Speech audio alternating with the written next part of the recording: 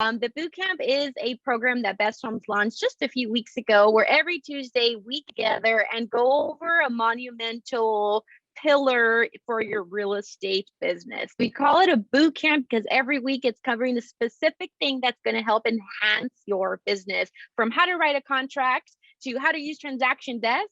And today I'm excited and super excited actually to announce that we will be covering prospecting, follow up, and just the art of working your CRM in general. So we have a guest host, Raul Henriquez, one of our top producers here at Best Homes Real Estate, who has a system that he's going to share today, his best practices, and so much more. So I'm going to give everybody just a minute or two to hop on. So for all the bootcamp people who've been hopping on every single week, this is one of the main golden nugget ones. So log in, go into Linktree, Fire, log and go, or of course you can watch live here on Facebook group. But we'll go ahead and get this party started. I'm going to share my screen real quick.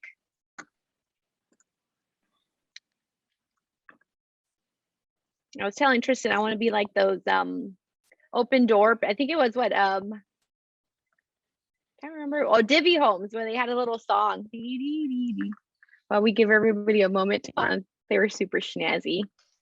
All right, so prospecting, follow up with Raul Henriquez. So first thing first is, what is prospecting? But before we go into all of that, Raul Henriquez, if you don't mind introducing yourself and telling us a little bit about your business and just anything fun about you. For most of us know who Raul Henriquez is, but for anyone who's watching and or is on the call today to Best Homes, can you tell us a little bit about yourself? Hi, good morning, everybody. So, yes, my name is Raul Henriquez. I've been doing business in real estate for, this is gonna be my 7th year, and yeah, it's been good. I did it full time since the very beginning.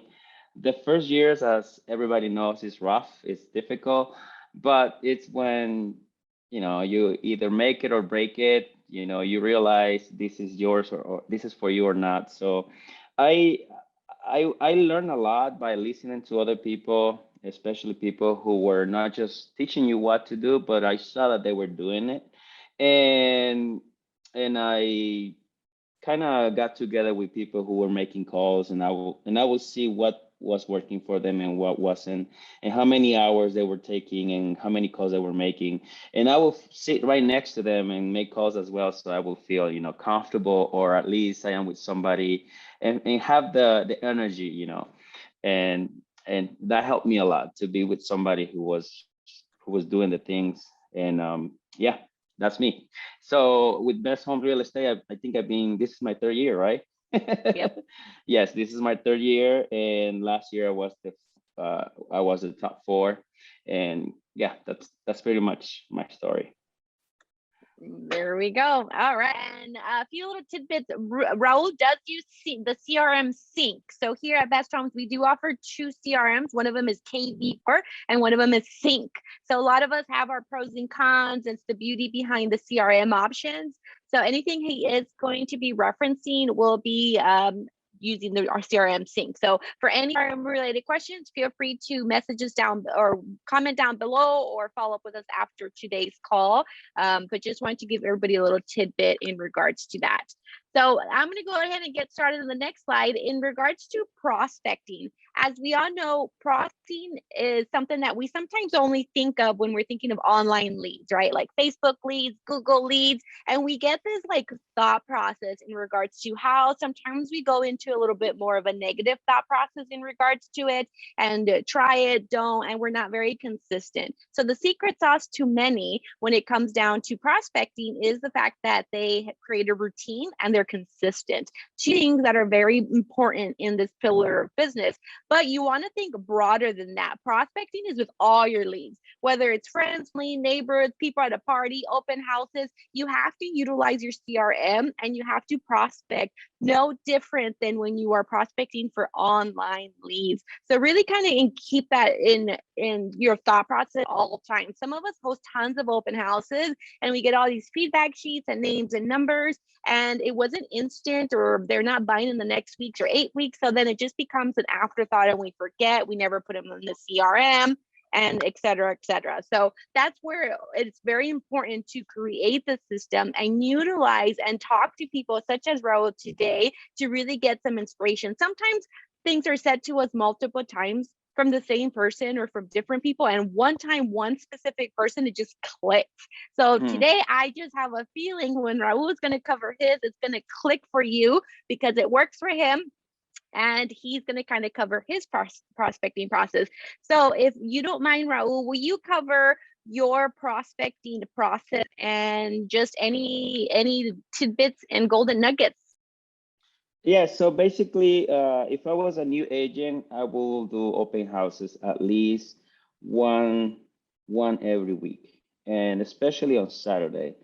The days that people mostly go to open houses are Fridays, Saturdays, and Sunday. That's my understanding. So I used to do open houses Fridays and Saturdays, and I noticed Saturdays were the better was the best day. If I have nothing to do at all, and that's what I used to do before. I didn't have any leads, any clients that I need to show houses to or anything like that. I would do an open house probably from 9 a.m. to 3 p.m. I mean, it could be excessive, but I used to do it from 9 a.m. to 5 p.m. because again, I have nothing to do, nothing but, put the signs, which is a lot of work. It takes probably an hour, to put all the signs and take them down. It's another probably 30 minutes, 35 minutes. So why not just, if you have nothing to do, just take the whole day and do an open house. I had situations where I was there for the whole day, and I was about to close at 4:30, 5 p.m. And at the very last minute, somebody showed up, and the next week I was helping them buying a house. So you just don't know at what time and at what moment the right buyer or the right lead is gonna come knocking on your door. You just have to be available. Okay, and those are the leads that I get from open houses. That's what I will do. And say I get the lead from an open house. I ask these people, I don't know if people wants to know how I handle these people on open houses because I believe it's part of prospecting. Um, Say somebody comes in the house, I have this little gift that I start talking to people, becoming friendly, maybe throwing a joke or something like that, even about the house. Sometimes I even mention something negative about the property so they know that I'm not just selling the house, but I also understand that the buyer's perspective of what they're buying. So, and I just break that ice with my client, with this lead when they come in, and I start talking. I start asking them what type of home are they looking? Is this house too big for them? Is this house too small? What are the talks about this house?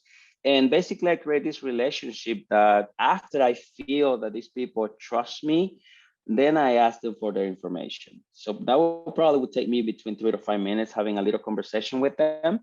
Give them water, candy, whatever, play with their kids, something like that. But again, I'm creating this relationship with these people, this rapport. And then when they provide me their information, I get their phone number, their name, and if I'm able to get their email, that's even better because I can, set up in the system to send them list of homes. And I ask them, hey, can I send you a list of home in the area? And I don't want to spam you. I can always send you houses maybe once a week. And if they say yes, then I create the list of houses right at the spot because again, I have my computer, I have everything there, and I have the time to do it. So, and then I put the lead in my CRM system, which it doesn't matter which CRM system you use, as long as you're consistent with what you're doing, that's what matters. So I put the client in my system, and if I did an open house on Saturday, I will call them on Monday and ask them if they receive my list of houses. That's pretty much the reason why I call them, you know, or at least the excuse to call them. Hey, I met you on an open house on Saturday. How you doing?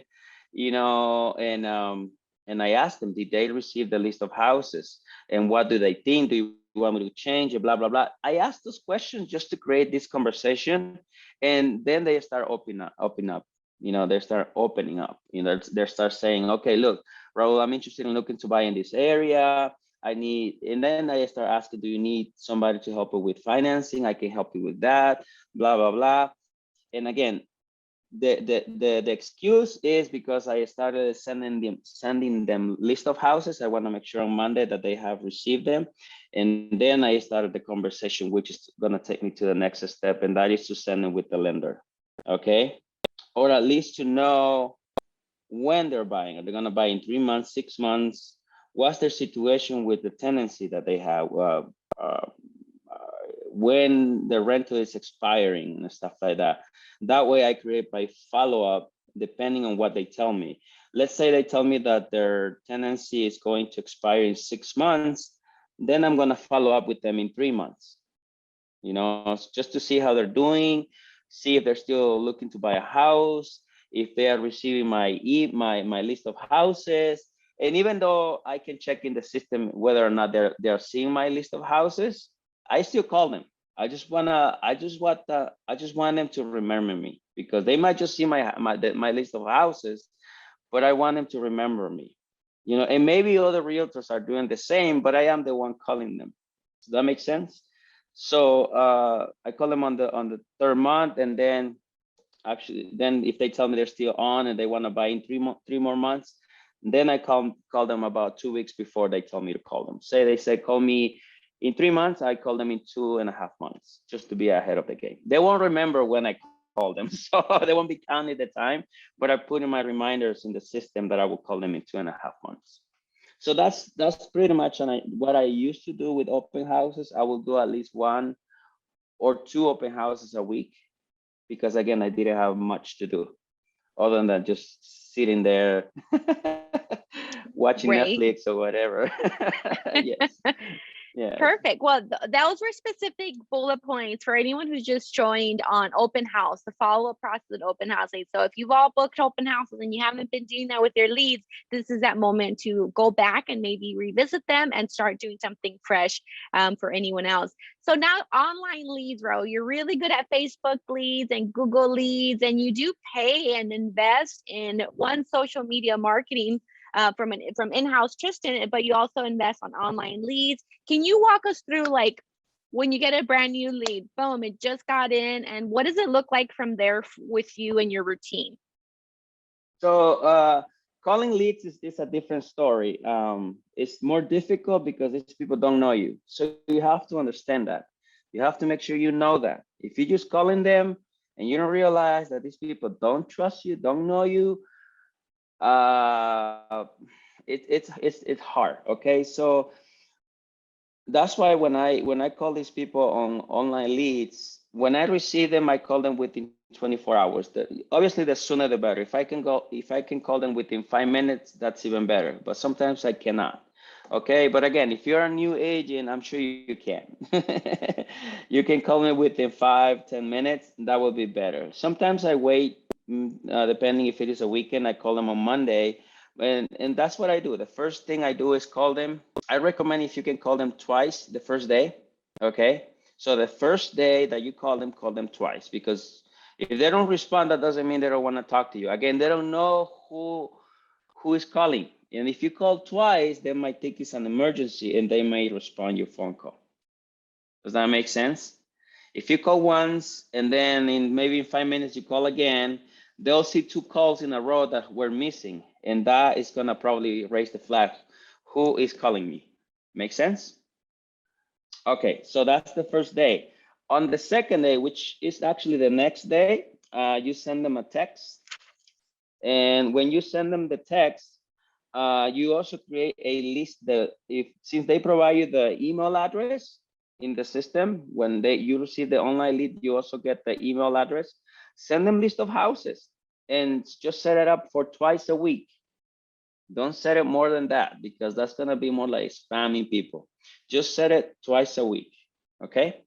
And again, I said I send them a text, tell them who you are, and if you have like a business card, like an electronic business card, provide that along with your first text, okay? Just so they know that you're not just an investor or somebody who's calling to buy a house, but that you are a realtor, okay?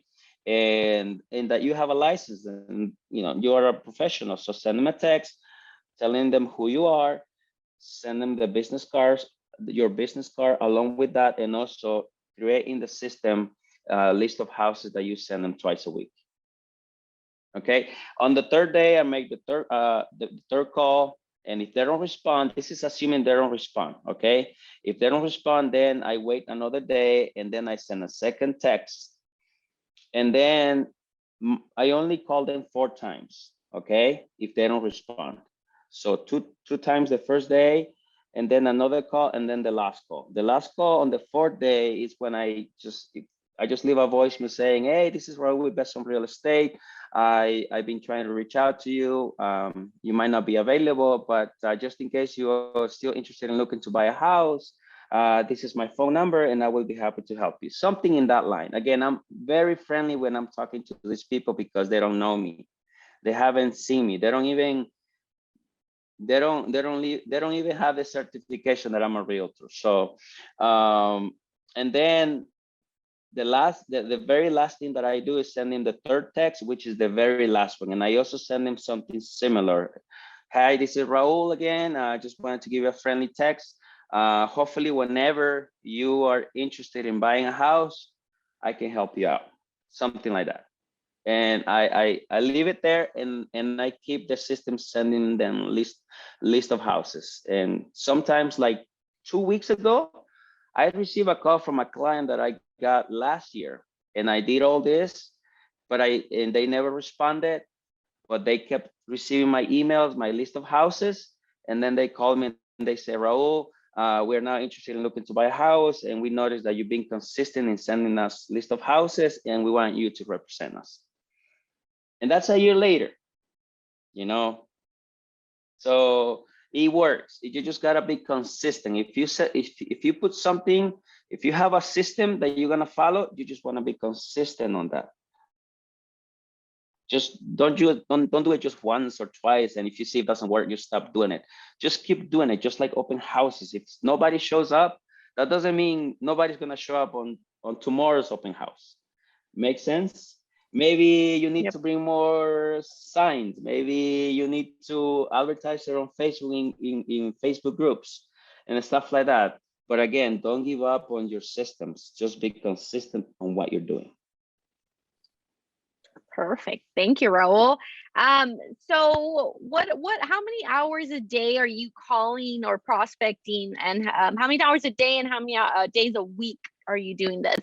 Yeah, for two perspectives, since I'm a busy guy nowadays, I schedule Tuesdays and Thursdays to make calls only, and that's because I'm busy.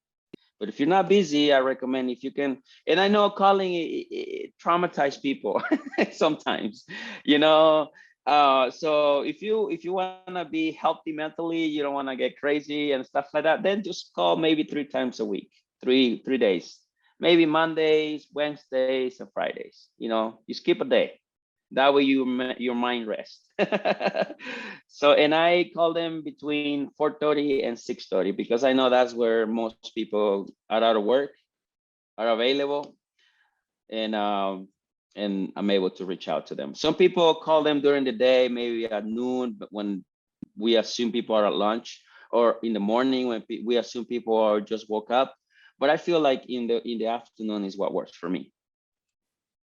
Okay, so 4:30 to 6:30. So anyone who's Yeah. just joined or watching on Facebook Live, I will rewind and specifically write down the bullet points of what he just said. But he literally just gets 3 steps, specific steps on what to do when it comes down to online leads.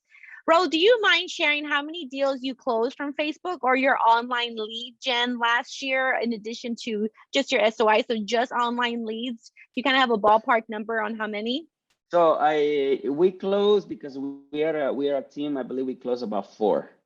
Okay, we close about 4, and a lot of people went to the lenders, but they for one reason or the other couldn't purchase. You know, they have bad credit and stuff like that. That's a different story. The idea is to bring people to talk to your lender, and hopefully eventually they're gonna qualify and start looking to buy a house. But we close about 4 or 5, and it's only 2 of us. Yes.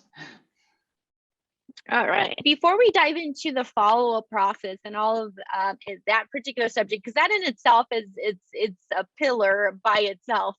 A lot of us sometimes reach out to people and are really good at introductions, and then we just disappear. And that's where Raul brought up earlier, where sometimes other agents do this, but he keeps going, and that's where people respect the work relationship. It's like, oh, and they use you as a real estate agent because you actually did keep up with them. You called them every month, and that's the secret sauce to many. And as Raul said earlier, when we were getting prepped for this call, he's like, it's really not a secret. It's just a matter of like putting it in just in bullet points and doing the work. So before we kind of go into the follow up, any questions, Lori or Vanity, Eddie, Susan, Virginia, Christina? We have Raul when he just covered prospecting. Any specific questions you guys would like to ask? No questions. I don't bite. Tristan, anything from you? Anything that we missed, or is something I didn't ask Raul before we leave the prospecting subject? Yeah, I mean, if Raul, if you're open to it, could you maybe dive a little more into like maybe your posting process and everything too that you do on social media?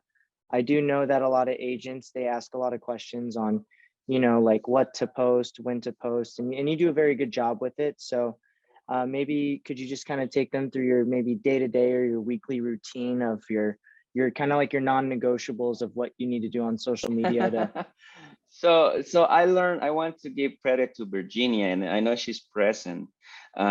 She helped me out with understanding how important it is to be on Facebook. Even though I had a business account on Facebook and a regular account on Facebook, I wasn't doing it as much because I didn't know how important it was. And Virginia told me how important it was, and it is. So she told me how she did it, and I tweak it a little bit. And again, it just depends how busy or available I am.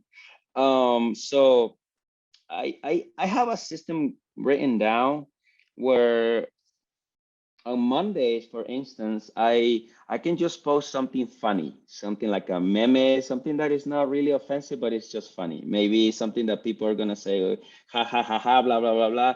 And again, I'm just attracting people to see my posts, right? Because Facebook, that's how it is. The next day, if I close a deal, let's say I closed a deal yesterday. I don't post it. I don't post it the same day. I just wait for the right moment. Let's say I posted a meme today. I'm gonna post my closing today, even though I closed it yesterday. It doesn't matter. You just close. You're not saying when or specifically what time. You're just posting that you close a deal. But I'm not posting a lot of things at the same time. I'm posting something funny. Let's say on Monday. Today, I closed a deal. Tomorrow, I can probably write something like a tip on how to buy a house, or the 3 steps for having a good inspection, stuff like that. Something that is helpful. Maybe the lender can help you with some of those things. The difference between selling and renting. What if you buy a house and what if you rent? Stuff like that. Something like that. I write down like a little, what is it called? It's more like a little story and explaining things, and it's pretty much a tip of that is related to real estate. And then on Thursday, again, I probably put something funny or maybe something that I'm doing. Maybe I'm showing houses. I probably would take a picture of me, and in the background, I'm gonna show that the kitchen is beautiful, and I'm gonna put in the post, hey, I was showing houses today, and look at this beautiful kitchen, or look at this beautiful table. This table is very inexpensive, but look what they did to make it look great. Stuff like that. That I'm telling everybody. I'm showing houses, but I'm showing them a picture of a beautiful kitchen. Okay, so those are the things that I do daily. I don't do real estate all the time. I do personal things, so that way, Facebook doesn't think I'm just doing business. And do you intentionally prospect Facebook friends or family or anyone that comments in your memes or posts? No. Well, okay, say, well, if it's something related, let's say I took a picture of myself showing a beautiful gardening of a house that I show, and people said that looks great, that's all. I leave it there. I don't prospect to nobody because of Yeah. that. No, I just leave it there because I wanted to make sure it's just that. I just want Facebook to show my next post, which is gonna be business related, which is gonna be related to real estate, to show it to everybody so everybody knows that I'm a realtor. Okay.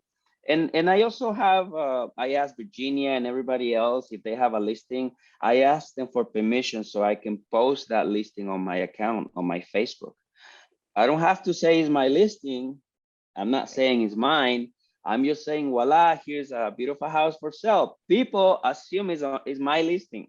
When I'm showing houses, they tell me, Raul, I see that you post all these houses. Where do you get them Yep. from? And if I'm being dishonest, I'll tell them, oh yeah, it's doing this business is great. But I tell them, no, it's my company's listings.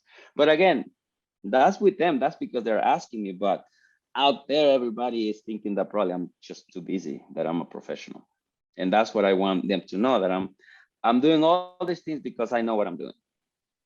Now, I do organically make 20 friends every day on Mhm. Facebook. I don't, I mean, obviously, I make sure that they speak Spanish. I mean, that they speak English basically, and maybe it doesn't look like an ugly or somebody that I'm gonna scare off, being scared of or whatever. Somebody that I don't think he has great posts on Facebook. He's gonna be mean to me or whatever. I don't make those friends, but I do make a lot of friends there. I request a friendship, and if they respond, the following day I say thank you for accepting me as a friend on Facebook. That's all I said. Thank Okay. you for thank you for accepting my friendship Yep. on Facebook. What does that do? They say, who the heck is this guy? And they go check Mhm. my account Yep. and they see I'm a realtor. And I have been in this situation when they say, oh my goodness, I didn't know I have a friend on Facebook who's a realtor. I need help. So that's why Smooth. exactly, you just don't know, but you have to do those things. I mean, yeah. Yeah. Okay. Yeah. I mean, overall, tailoring how you prospect to your personality and your comfort zone is key. Sometimes some people are very aggressive off the bat, and then some are just not aggressive at all because you don't want to bother them. So yours is like perfectly in the middle. As in, hey, Melissa, thanks for accepting my friend request. Sure enough, I'm gonna click on him and stuff. And if you have a real estate in your mind and you don't maybe know other real estate agents, this can trigger a conversation between the both of you in Messenger. So there's ways about that. But prospecting, the screen of the definition of prospecting is up on the screen that we covered a little earlier, but I like to use the word hunt. So it's like you're hunting for business, and whether it's how do you call, how do you prospect, what is your process, and are you committed and do you stick to it? So I'm gonna kind of I'm gonna give it a little homework assignment a little bit before we go into the follow-up process, is the Raul Challenge, which is calling Tuesdays and Thursdays from 4:30 to 6. So starting with that, at the beginning, typically you want to double or sometimes even triple down your prospecting when you're a brand new agent, because you have to build a pipeline, you have to build your CRM. But it's like, if it's like you want to start somewhere and not really sure and maybe just don't have like either the schedule or the time frame or even that mental mindset to do so, at least start the 2 days a week. So Tuesdays and Thursdays from 4:30 to 6, try to do it for 30 days solid. Prospect Yes. and hunt for your business. So anything else on that, Raul, before we go into follow up? No, I don't think I have anything else. No, unless anybody has any questions, I'm open to it.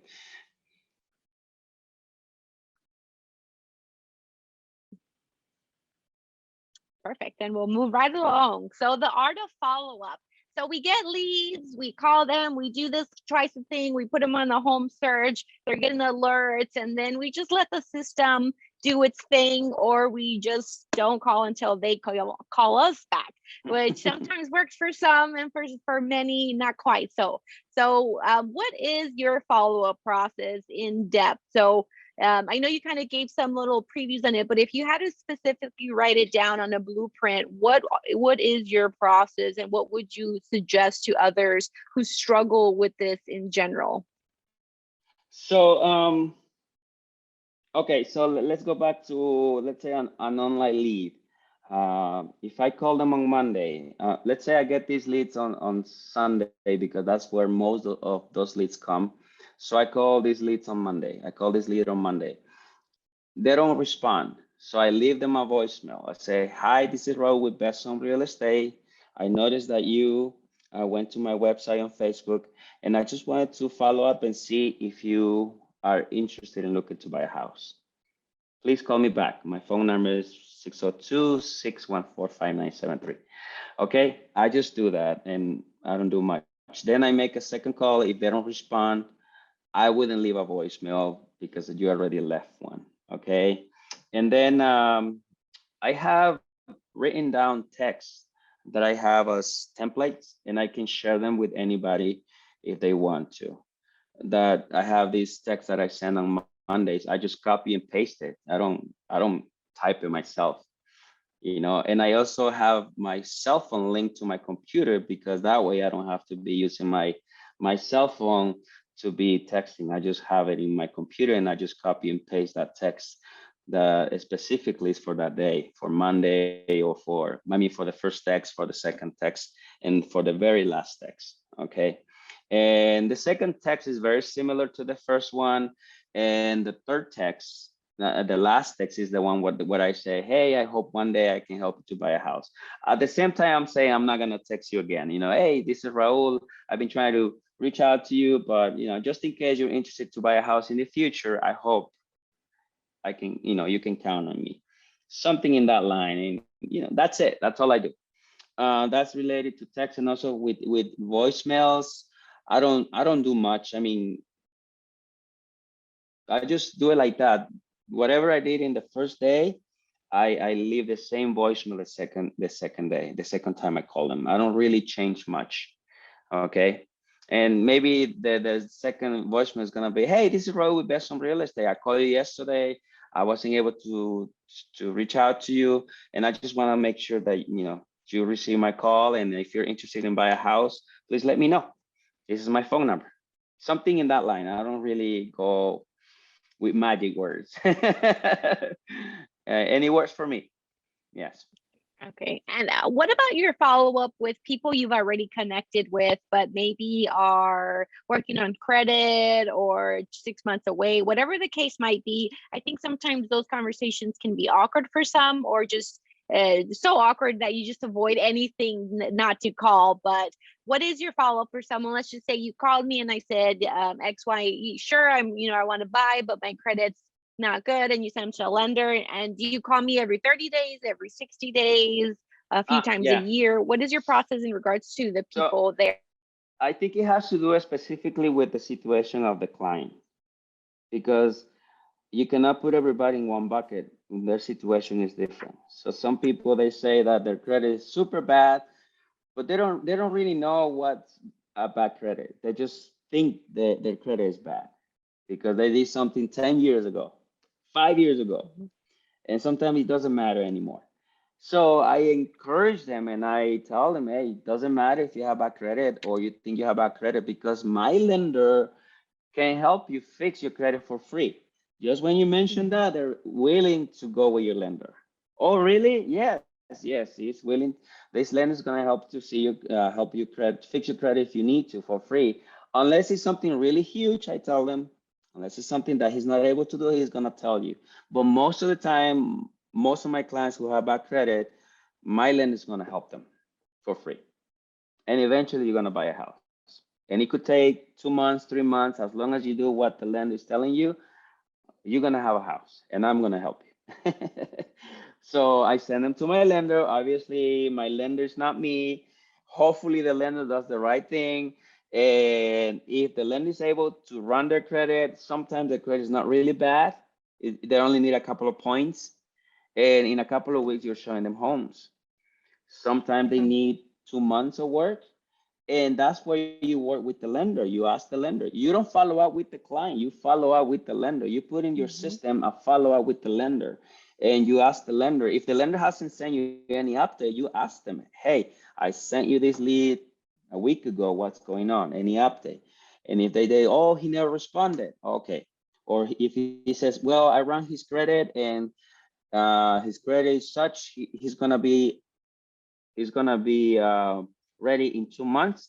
And then I follow up a week before the 2 months with no, I'm sorry, I follow up maybe 3 days after the 2 month mark. Does that make sense? With the lender. Yep.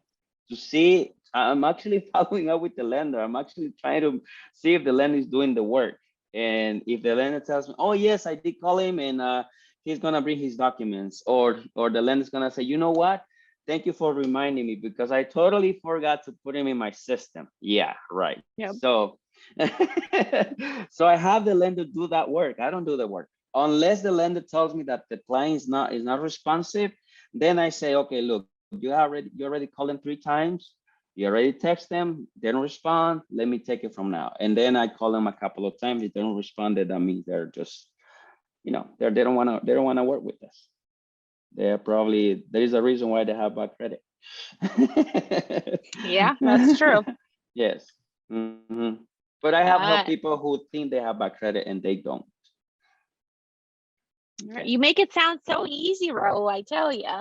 So follow-up is the key. I like to compare like completely different scenarios to our real world, right? So I think follow-up is one of those things like a gym. It's like a gym, we're excited, we buy new clothes, we got a gym membership, and that's us buying online leads and excited, and I'm like calling, and then all of a sudden, that instant gratification wasn't there. So having to go and call continuously is not sound as fun, and it's a little more grueling. But Raul just said you just need to create that pattern so that you do follow up and tailor it based on the client is what he does. So that is, great advice, and having that molded relationship with your lender or the people that are helping them to perfect the credit or the pre-qual. I mean, we've sent, you all probably have sent clients to go get pre-qual their applications, and they just go to the abyss, to this limbo stage, and you continue going, you continue showing houses, you continue calling. But what happened to Bob that I sent to the LO for the application?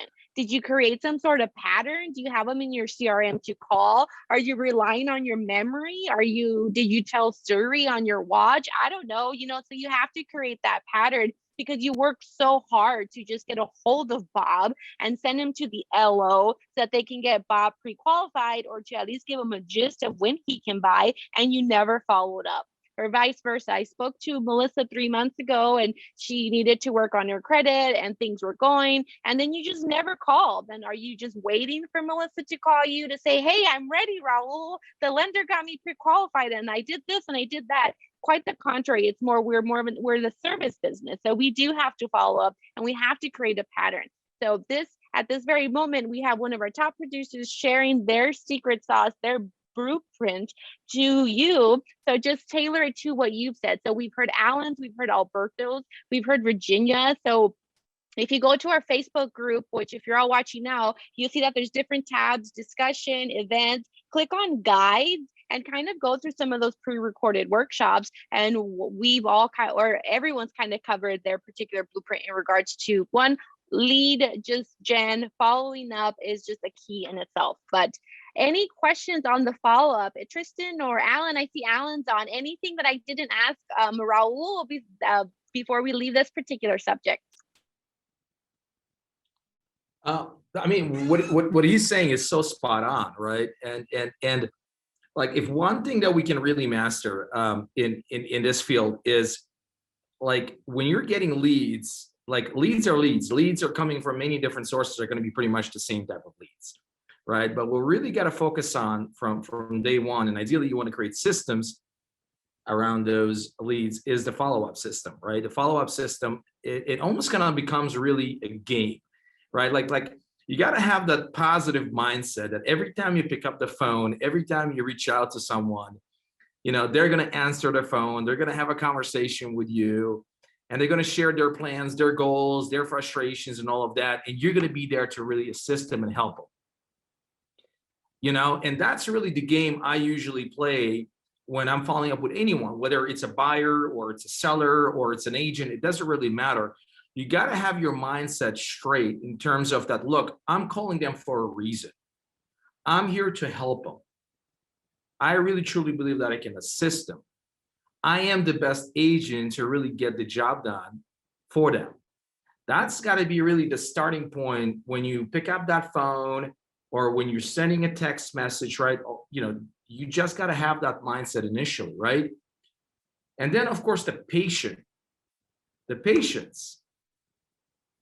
It will take multiple follow-ups. We're talking about 10, 11, 15, 20 follow-ups in order to get somebody who says, you know what, yep, I think we're ready to do this.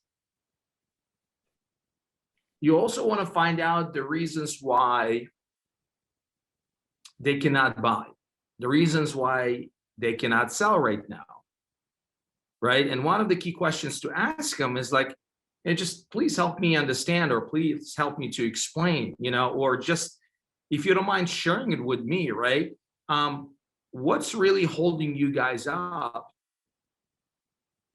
for not making this purchase right now, or not making, you know, becoming a buyer right now and going and looking right now, or putting your house on the market right now? What's really holding you back? So this way I know, so this way I don't keep constantly bugging you or calling you or texting you. Just let me know, right? And by asking that question, most of the time they will give you an answer.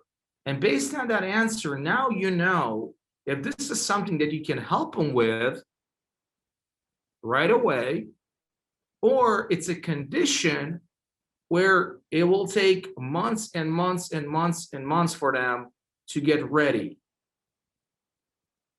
Condition can be the fact that their credit score is not where it needs to be. Condition can be the fact that Johnny is looking to retire a year from now. That's when they're going to be ready to sell. Condition can be whatever that you cannot at this point really provide a solution for, but it doesn't mean they're a bad lead. Keep in mind, guys, all of these leads that you have in your database, as long as you're dripping on them, and what I mean by dripping, I'm not talking about dripping, I'm talking about providing them valuable content, educational content, providing them with the information, updating them on what's going on with the market, updating what's going on with the rates, providing them with the list of vendors. How many times did we, let's say, meet a client at the open house and we get their information and we follow up with that client, and that client says, you know what, I'm not ready? How many times do we follow up with some sort of a value in return? Like by saying, hey, is it okay for me to send you a list of vetted vendors that we have in our database? So this way, in the event, if you need to maybe possibly do some work around a house, in your backyard, you have a list of companies that we use in the company and our agents are using and their clients are using. You think that would be valuable to someone that is actually thinking of selling their house or potentially even buying their house, selling and buying? Absolutely. How many times, for example, once, like sending out a video once a month and educating the buyers of what's really happening in the market? Going over the inventory, going over the rates, going over what's really happening in terms of them purchasing the house, right, in specific zip code, right? Doing a quick video on that. So just leading with value, follow up, follow up, follow up. You cannot have enough follow up in anything that you do. Working with the buyers, working with the sellers, working with the agents, it's the same thing. And the more value you can bring to the table, the more value you can bring to the conversation, the better chances you're going to have in securing your business. Yep. Well said. Thank you. Thank you, Alan. Yeah, you bet. All right. So for any questions, any questions for Raul or Alan or Tristan in regards to follow up, prospecting. One question that Virginia had in the comments was templates. So Raul's going to share his secret text templates. And as far as storing them, he uses Microsoft OneNote, but you can store them in your Google Drive. You can create folders. Also note, your CRMs, you can actually create templates. So you can assign templates, and maybe we can have Tristan kind of share a little video on that super quick. It's if I know how to do it, I can assure you all of you can easily do it. So that's a way to store them. So it's actually quite convenient. So you don't have to do the copy paste from whatever Word document that you're using, is what I personally would suggest. So it is a lot faster. If you are using the CRM sync, you have a free sync phone number where you can in turn text through the app itself. And you can also just select those templates. So it's the same thing over and over, and you don't have to type the same message over and over, I guess you can say. If you are a KV Core user, you do have to pay, I believe, $27 a month to subscribe to its own phone number, and you can also make templates in there. But just a quick little additional note in regards to Virginia's question.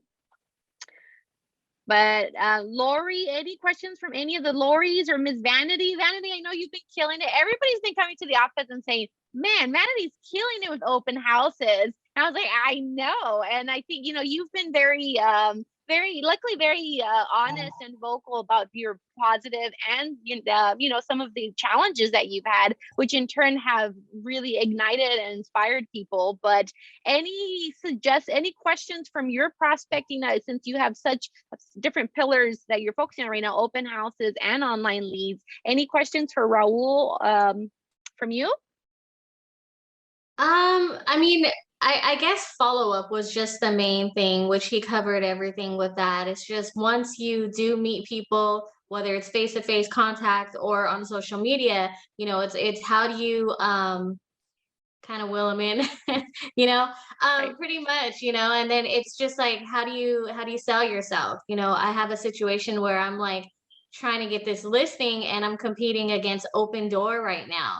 And so it's just I'm put in situations where I'm like trying to figure out the next thing to say or the next move to make.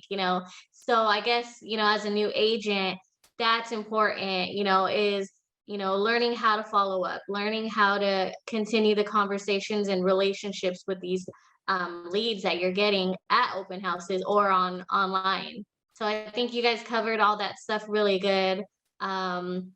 And I'm just taking it a day at a time, just learning as I go, trial and error. Listen, So, I give you a huge props. Big shout out to you. The fact that you're consistent, the fact that you're letting everybody know that you're doing open houses, the fact that you're sharing your journey, sharing your experiences, the pluses and the minuses, it's huge. yeah. And this is how you gain the momentum. This is how you grow your business. Right? Every day is a repetition. Every day there's an opportunity for you to get in front of a buyer or a seller. In this case, you have a seller, and it's a great opportunity. Mm-hmm. And there's definitely a better message there, or better option out there than just going through the iBuyer, because ultimately the iBuyer is there to make money, right? They gotta buy it right so they can sell it for a profit, right? Yeah. But when you're marketing this to buyers, traditional buyers through MLS, there's an opportunity to get multiple offers on the house. Mm-hmm. There are going to be some cash offers. There are going to be some financing offers, right? Hopefully, there's still going to be some multiple offers, right? But lead with value. What I mean by that is the fact that ask them what is really kind of in their plans right now, what they're trying to do inside of their house, right? One of the key things that I always lean on when I'm talking to somebody who's thinking of selling their house, I said, look, would you like me to provide you a precise price assessment of your home, very similar to what the appraiser would offer you? They're like, yeah, sure, absolutely. Great, well, let's do this. Let me swing by tomorrow or this weekend if you're available. Let's take a look at your house. While I'm there, I'm also going to maybe share some of the things that you may want to do around the house to improve the showing condition of your home, and also possibly increase the value of your house. Without me, again, this is a free complimentary, no commitment on your end. You don't have to sign anything. This is something that I offer to my clients. Is that something that you would be open to? Mhm.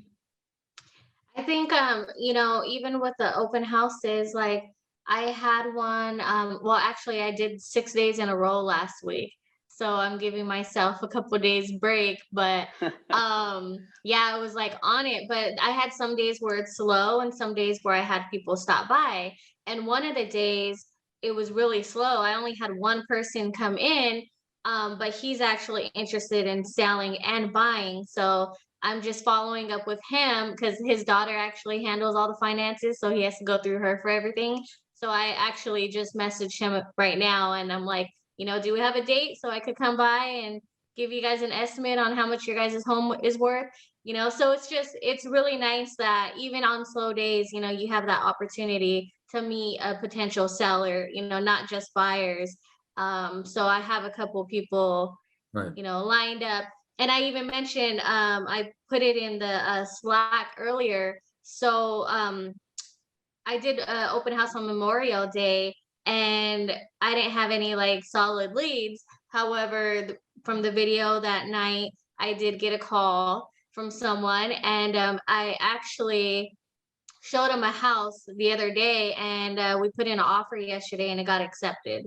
So, I mean, I don't mind that my open houses are slow, because like I said, I have that opportunity to post things and still get it out there on social media and people can see I'm active. Whether you're a new agent or you've been in the industry for a while, when they see you're active, I think it makes you look a little more trustworthy, you know. Right. I mean, Yeah. it's the consistency piece of it, right? Consistency Yes. requires less energy, right?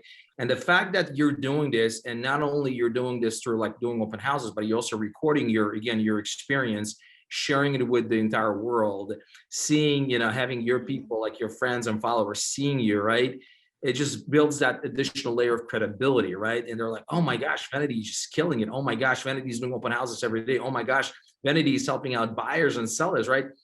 And it's just, that's how you make those deposits, right? That's how you're staying on top of mind when it comes to your followers, right? And they're the ones who are going to be reaching out to you eventually. That's the whole point that we're trying to do, right? You're building that brand. You guys are building that brand that eventually you're going to be attracting the right type of clientele that want to be part of your world, part of your business, part of your ecosystem, right? And what you're doing right now with open houses and the social media, those are the perfect examples of how to really build your business and ultimately scale your business. Yeah. I even ordered my open house signs yesterday.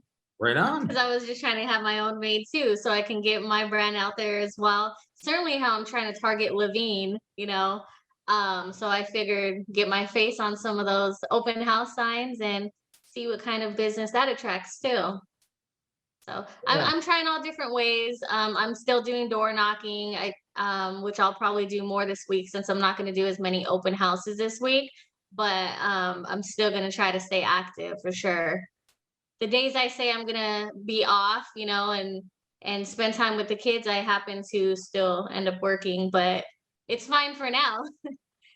So I make myself available anytime. Right. And right, starting your business is the time consuming piece, right? I mean, you're right now you're trying to expand, right? And it takes a lot of power to do that, and time and energy. But again, I think ultimately, look, I mean, you're already seeing huge progress, and just continue doing what you're doing, right? So the second phase is going to be, especially with the newer agents, is like once they get one of their clients or two of their clients in the contract, now they're focused so much on their clients that they forget about the open houses, or forget about the things that they did in the past. And because of that, their pipeline dries up, right? And now you're like, oh my gosh, what do I do? So you constantly have to be in a mindset of, I need to go out there and get more business, continue to build my pipeline. Yeah. Yeah. That's what really separates, an average agent from a top producing agent like Raul, for example. Raul's got a mindset of like, I got to be constantly hunting for more and more and more business. Yeah. Definitely. I mean, just sitting right here, yes, I'm in the class, but I have my phone right here and I'm still, sending messages out and even trying to schedule open houses while I have that time to sit down and listen in. I'm constantly multitasking, just trying to keep it going because when I started full time mid-March. I was just going through, the changes of full-time job into getting this new career and meeting new people and just your whole life changes around so I was kind of going through those motions like the first 2 months, but then I was like, man, I just need to focus strictly on this business and figure out what I can do to make it grow and to be a successful agent because it's scary coming in and full time leaving your job. Certainly in this market right now, you hear all this thing about it's so tough and hard, even for the more matured agents. So it's just like, man, like I felt like I was fighting against that too. But I'm like, okay, well, if it takes working 6, 7 days a week, until I can really learn the business and get into it, I'm gonna do whatever it takes. So I kind of changed my mindset and just started focusing more on me and this business. So Yeah. it's nice. It's nice to see progress. Love it. Love it. Yeah. Right. Thank you, Miss Vanity. Appreciate it. You're All welcome. right. Well, Raul, muchas gracias. Thank you so much for spending the time and sharing your blueprint. Here at Best Homes Real Estate, our goal is to have you all design your own business blueprint, and that's easier said than done. And I give you all so much credit for definitely just focusing on it. And this is something that has to get perfected, not perfected, but really honed in on. Raul just shared his process in regards to prospecting and following up. And I just I would kind of attest that everyone really finds their process. So you too can answer that question. If you're unsure and someone just goes up to you and say, what is your prospecting process? What is your follow-up process? There should be a black and white answer. It really shouldn't be like, well, it depends on the day, it depends on this, depends on the kids, depends on the spouse, depends on this, it depends on the weather, depends on my mood. I mean, there's so many excuses that we can give. That has to be black and white in order for it to be very consistent. And that's just from pure observation of seeing so many agents within our brokerage on the ones who are just so consistent and in turning and converting their leads, whether it be open house, online leads. So the reason I started with the call where it's like, don't just think prospecting follow-up is online leads. It's any lead that enters your database. You all have access to a free database and you put all your leads and learn how to use it. Go into besthomesacademy.com to really get the step-by-step process on how to do it. Learn one thing at a time. You're not going to perfect and ace that system overnight, but the system is designed to also help you in how to follow up with your clients without you all constantly have to call every week, every month. And then like Raul said earlier, you want to mold to your client's needs and really create your process. So start with the Raul challenge twice a week, Tuesdays and Thursdays from 4:30 p.m. to 6:30. If you want the Allen challenge, I challenge you to look at the 30-day momentum planner, his online lead pillar, 5 days a week, 2 hours a day. And that would be something that you can kind of grow into or start off the bat. Vanity, challenge yourself to do 6 open houses. You have to be your own cheerleader. That's what's the beauty about being an entrepreneur, but that's also the challenge about being an entrepreneur business owner is that you are your own cheerleader. You're all your own person who drives your business. So let's start with either one that works and really take it from there. But you have everyone here at the brokerage who are here to assist. And in the chat box right now, Raul just shared his text message templates that you can copy and paste. So we'll kind of give everybody a minute to kind of get those, but we'll also share it later today as well. But thank you all so much for your time. Next week, there is no boot camp. We have a meeting the second Tuesday of every month. Best Homes has a brokerage meeting at 11 a.m. So I highly suggest hopping on that. And Vanity was kind of poking on the follow-up on listings. So following up on listings is its own course, believe it or not. Today, we kind of partnered up a lot on following up on buyers and lenders and all that jazz. But we will be having a listing 101 boot camp on the 21st with Alan himself. So be on the lookout for that one. in a few weeks, but we'll see you all. Tomorrow is a workshop on lease agreements. I'm trying to find the perfect sentence on that, but we use lease agreements for post-possession and pre-possession. And if you're helping renters out there, believe it or not, it's harder to fill out than an actual purchase contract. So kind of a plug on tomorrow's workshop with David Roney. But I'll let you all to your busy day. And thank you all so much. And feel free to stay on if you have any other questions that you want to ask privately. But I'll let you all enjoy your Tuesday. Thank you so much, Raul. Thank you. Anytime. Bye, Thank you, everyone. Raul. We appreciate you, buddy. Sure. Thank you, guys. Bye. Bye-bye. Bye.